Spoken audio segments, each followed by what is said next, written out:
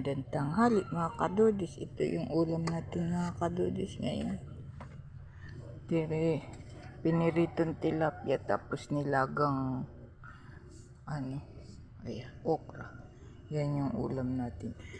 Yung okra na yan mga kadudis, uwi yan ni Taytay. Yung galing sa trabaho.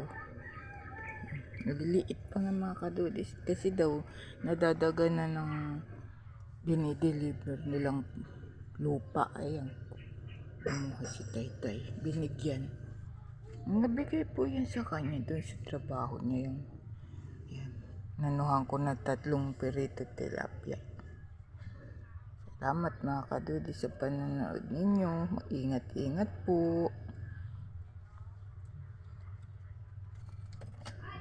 Ayan ang ulam natin ngayong tanghali. Sasaing pa lang ako mga kadudis. Tapat tayo ng sapa. Gumawa ako ng bangko dito sa tapat ng sapa. Ayan. Tapat tayo ng sapa mga kadudis. Agos pa. Yung mga sasaya. Ayan. Kinukuha na ng suka ng parin Joel. Mahangin dito mga kadudis.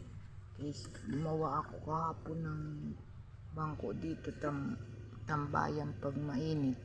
Dito ka sa tabi ni Sapaya. Tapos dito ang lutuan natin. Ayan. Yan mga kadudis.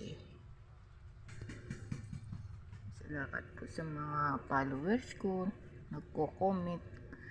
Like. Salamat po.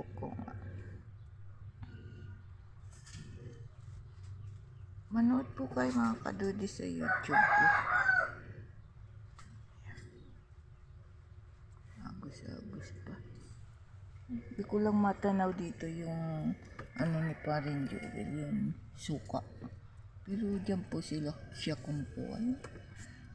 Bukid na bukid mga kadudis. Ginawa ko ito kahapon.